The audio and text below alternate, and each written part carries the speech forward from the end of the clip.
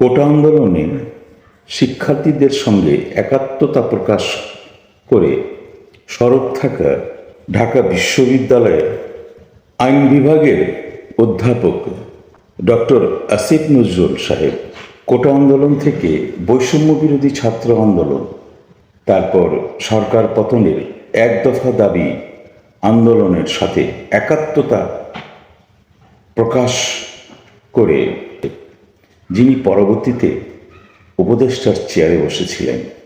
স্বাধীন দেশে অন্তর্বর্তী সরকারে আইন, বিচার ও সংসদ বিষয়ক মন্ত্রণালয়ের চেয়ার আলোকিত করা সেই ডক্টর আসিফ নজরুল সাহেবকে অনেক দিন ধরেই আর দেখা যাচ্ছে না।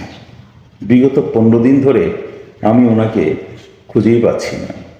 কোনো কন্টেন্ট নেই, কোনো বক্তব্য নেই, কোনো ভাইরাল হওয়া কোনো বক্তব্যও খুঁজে পাচ্ছি না।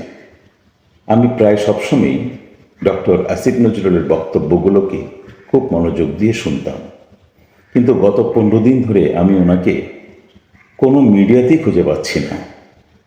বিষয়টা আমি খুব ভালোভাবে মেনে নিতে পারছি না।